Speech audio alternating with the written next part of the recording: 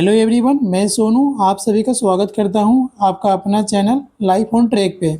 तो फ्रेंड्स, बिहार कर्मचारी चयन आयोग की तरफ से एक लैब असिस्टेंट की बहुत ही एक अच्छी वैकेंसी आई है, जिसके लिए मिनिमम क्वालिफिकेशन 10+2 साइंस से होनी चाहिए। तो फ्रेंड्स, इसके कुछ हम लोग इम्पोर्टेंट पॉइंट के बारे में जानते हैं। तो पहला पॉइंट क्या है, इसका हम लोग डेट के बारे में देखते हैं। तो ये 15/5 से स्टार्ट होने वाला है और कब तक अप्लाई होगा, 14/6 तक अप्लाई होगा। हम लोग बिहार एसएससी के ऑफिशियल वेबसाइट के थ्रू इसको अप्लाई कर सकते हैं, या फिर आप सरकारी रिजल्ट के थ्रू कर सकते हैं। फ्रेंड्स, ये जो लेवल 4 का जॉब है, ठीक है। अब हम लोग देखते हैं इसकी कितनी वैकेंसी है। इसकी कुल वैकेंसी 143 है, जो सब कैटेगरी में डिवाइड है। जैसे में हम लोग देख लेते हैं कि जनरल कैटेगरी में कितना है, 56 है, जिसमें 20 महिलाओं के लिए है। एससी कैटेगरी में कितना है, 22 है, जिसमें से 8 महिला के लिए है। इसी तरह से सभी कैटेगरी में दिया गया है। टोटल वैकेंसी कितना है, 143 है। तो फ्रेंड्स, अब हम लोग देख सकते हैं कि एक इसमें लिखा हुआ है नोट में कि उपयुक्त सभी रिक्तियां जो है घट बढ़ सकती है। मतलब ये अपना आने वाले समय के अनुसार ये बढ़ भी सकता है और घट भी सकता है। और इसके लिए एक मेन फैक्टर क्या है, इसके मेन फैक्टर क्या है, इसका एज सीमा कितना होता है, मतलब एज कितना है इसका। तो इसका एज का जो काउंटिंग होगा, गणना करेंगे 1/8/2024 के आधार पर किया जाएगा, ठीक है। न्यूनतम आयु कितना होनी चाहिए इसके लिए, 18 वर्ष कम से कम होनी चाहिए इस फॉर्म को अप्लाई करने के लिए, जिसमें से सभी कैटेगरी वाइज दिया गया है कि मैक्सिमम कितना होगा। तो जनरल कैटेगरी के लिए कितना होगा, 37 साल होगा। और पिछड़ा वर्ग और अत्यंत पिछड़ा वर्ग के लिए कितना, 40 होगा। जनरल महिला के लिए 40 होगा। और एससी एसटी के लिए कितना होगा, दोनों के लिए 42 होगा। सभी कोटि वर्ग के दिव्यांग अभ्यर्थी सबके लिए जो है 10% का एक्स्ट्रा छूट दिया जाएगा। अब इसके लिए करना क्या क्या है, आगे का हम लोग देखते हैं कि कैसे, मतलब इसका जो डेट ऑफ बर्थ है वो कैसे इसका काउंट होगा।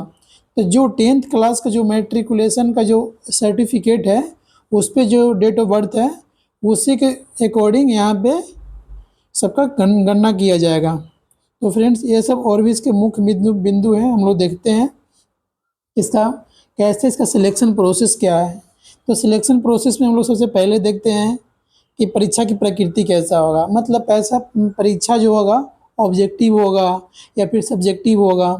तो इसमें एक साफ तरह से लिखा हुआ है कि बिहार कर्मचारी चयन आयोग परीक्षा संचालन नियमावली 2010 के आलोकन में 40,000 से अधिक विद्यार्थी मतलब आवेदन प्राप्त होने पर जो प्रारंभिक परीक्षा होगा 1 से ज़्यादा शिफ्ट में कराई जा सकती है, ठीक है।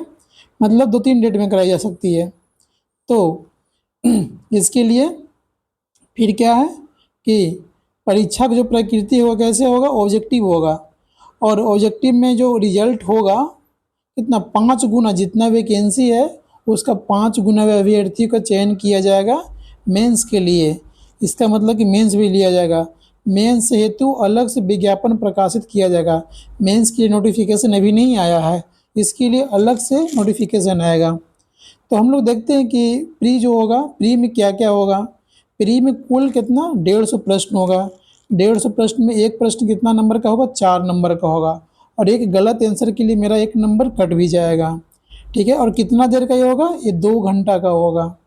ये जो एग्ज़ाम का होगा हिंदी और अंग्रेजी दोनों लैंग्वेज में होगा। अपने आप प्रीफरेंस अनुसार हिंदी या अंग्रेजी लैंग्वेज चूज कर सकते हैं, ठीक है। अब हम लोग देखते हैं कि इसका सिलेबस क्या क्या है भाई। सिलेबस में देखेंगे कि पीटी में जो है, पीटी में हम लोग का जीएस जो है, जीएस सेक्शन उससे 35 क्वेश्चन आएंगे।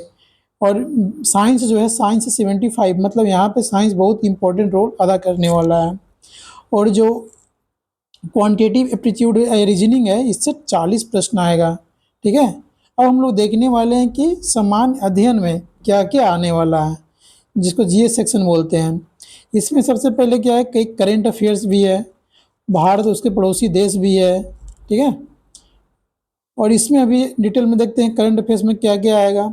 अंतर्राष्ट्रीय पुरस्कार, भारतीय भाषा, पुस्तक, लिपि, राजधानी, मुद्रा, खेल, खिलाड़ी, महत्वपूर्ण घटनाएं, ये सब आपको पता ही होगा करंट अफेयर्स में क्या क्या पढ़ना होता है।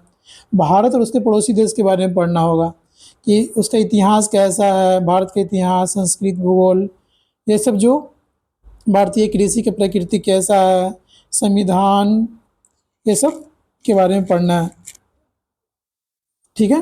बिहार का राष्ट्रीय आंदोलन में बिहार का योगदान बहुत बढ़िया, ये भी इसको भी पढ़ना है। और साइंस में क्या होगा, साइंस में जो 10+2 का जो पाठ्यक्रम उसी के अकॉर्डिंग होता है, उसी के सिलेबस के अकॉर्डिंग होगा। ठीक है। और जो क्वांटिटी एप्टीट्यूड और रीजनिंग है, मैथ में हम लोग देखते हैं, मैथ में क्या क्या होगा। मैथ में संख्या पद्धति से संबंधित प्रश्न होगा, दशमलव होगा, भिन्न संख्याओं के बीच परस्पर संबंध, मूलभूत अंक, प्रतिशत होगा, अनुपात और समानुपात, औसत, ब्याज, लाभ, हानि, ये सब होगा। और जो रीजनिंग में होगा, रीजनिंग में शाब्दिक और गैर शाब्दिक दोनों प्रकार के प्रश्न पूछे जा सकते हैं। जैसे एक लैंग्वेज वाला भी हो सकता है, एक डायरेक्ट एक ऐसे भी दे सकता है। सादृश्य, समानता, क्या क्या डिफरेंस है, सेम क्या है, ये सब भी दे सकता है। ठीक है। इसी तरह से ये सब दिया हुआ है कि किस में, रीजनिंग में। और हम लोग देखते हैं कि सबका क्वालिफाइंग मार्क कैसा कैसा है। हाँ, एक और इम्पोर्टेंट पॉइंट छूट गया क्या, मेधा सूची में समान अंक प्राप्त होने की स्थिति में अगर मेरिट में अगर दो अभ्यर्थी के अगर समान मतलब एक ही नंबर आ जाता है तो उसको कैसे कैलकुलेट करेगा। उसको सबसे पहले जिसका ज़्यादा उम्र होगा, मतलब जो ज़्यादा बड़ा होगा, ठीक है, एज में, उसको ऊपर रखा जाएगा, मतलब कम एज वाला नीचे रह जाएगा। समान अंक प्राप्त करना, समान प्राप्तांक एवं समान जन्मतिथि होने के उम्मीदवार के नाम को अंग्रेजी वर्णमाला के अनुसार मेघा क्रम में स्थान दिया जाएगा। अब मानते हैं किसी का नंबर तो सेम आ ही गया और साथ में डेट ऑफ बर्थ भी सेम आ गया, तो उसके लिए फिर कैसे होगा, उसके लिए फिर एक ही उपाय है कि जिसका नाम अल्फ़ाबेटिकल तरीके से होगा, जो पहले आएगा उसी को पहले प्रायोरिटी दिया जाएगा। ठीक है। अब हम लोग देख लेते हैं इसका क्वालिफाइंग मार्क्स के बारे में कि किस किस कैटेगरी के लिए कितना मिनिमम क्वालिफाइंग मार्क्स है। तो जनरल कैटेगरी के लिए 40% है, पिछड़ा वर्ग के लिए 36.5 है, और अति पिछड़ा वर्ग के लिए कितना है, 34% है, और SC ST के लिए कितना है, 32 है, महिला के लिए कितना है, 32% है, और डिजेबिलिटी के लिए कितना है, 32% है। और एक इसमें इम्पोर्टेंट चीज़ एक और भी है कि इसमें फ़ी कितना लग रहा है। तो जनरल कैटेगरी, पिछड़ा वर्ग और अत्यंत पिछड़ा वर्ग के जेंट्स के लिए, मतलब पुरुष के लिए 540 रुपये का लग रहा है। अनुसूचित जाति SC ST के लिए जो बिहार के निवासी हैं उनको 135 रुपीज़ लग रहा है, और जो भी दिव्यांग है, अनुसूचित जाति और जनजाति, उसको भी 135। ठीक है। इसका मतलब कि मिनिमम जो पैसा है 135 ही लगेगा और मैक्सिमम 540 लगेगा। ठीक है। और इसके अलावे वो तो जो पैसा लगेगा उसके लिए होता है ना, कोई सर्विस प्लेटफॉर्म चार्ज लगता है, उसके अकॉर्डिंग वो अलग से आपको देना पड़ेगा, थोड़ा वो देना पड़ता है उसके लिए। और इसका डेट हम लोग देख ही लिए, 15/5 से 14/6 तक इसका होगा। ऑनलाइन पेमेंट से करना है इसका पेमेंट।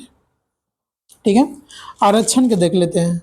आरक्षण का लाभ जो बिहार सरकार में दिया गया है, उनके वो द्वारा जो निर्गत प्रमाण पत्र होता है उसी के अनुसार दिया हुआ रहेगा।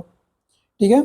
अगर आप फॉर्म में अगर आरक्षण का अगर आप दावा नहीं करते हैं फॉर्म भरते समय, या फिर उसमें डॉक्यूमेंट नहीं अपलोड करते हैं, तो उसके लिए आपको आरक्षण का लाभ नहीं मिलेगा।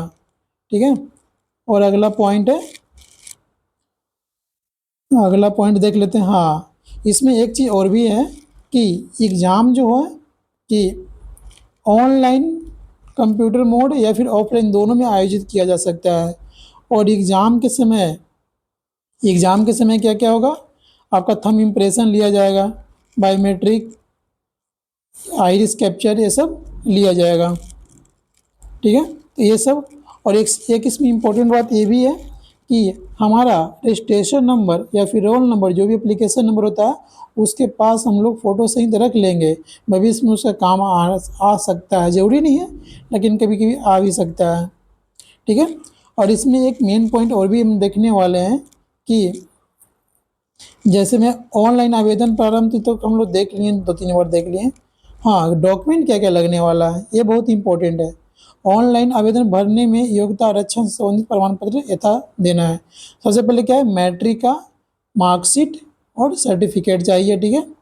10th का मार्कशीट और सर्टिफिकेट चाहिए, रेसिडेंशियल चाहिए, कास्ट सर्टिफिकेट चाहिए जिसका OBC है, और BC का वो सब OBC सर्टिफिकेट चाहिए। EWS इनका वो EWS जमा कर सकते हैं। अगर कोई स्वतंत्रता सेनानी के पोता पोती नाती और नतनी है तो वो अपना सर्टिफिकेट जमा कर सकते हैं, और जो दिव्यांग है वो भी अपना जमा करना होगा उनको, ठीक है। अगर हाँ, अगर किन्हीं किन्हीं को अगर उम्र में छूट का है तो उसके लिए उनका एक जमा करना पड़ेगा सर्टिफिकेट। तो ठीक है, ये सब मेन पॉइंट था। और उसके बाद हाँ, एक और मेन पॉइंट है कि हाँ, इसमें आप जब फॉर्म सबमिट करिएगा तो फॉर्म सबमिट करने के इससे पहले आप बहुत अच्छे से सबमिट करने से पूर्व बहुत अच्छे से प्रीव्यू करके देख लेंगे, क्योंकि इसको बाद में सुधार करने का ऑप्शन नहीं मिलेगा। उसी टाइम प्रीव्यू करेंगे, अगर कुछ गलत रहता है तो एडिट ऑप्शन में जाएंगे, एडिट ऑप्शन जाने के बाद वहाँ पर अपना सुधार करेंगे, उसके बाद ही सबमिट करना है यहाँ पे, ठीक है।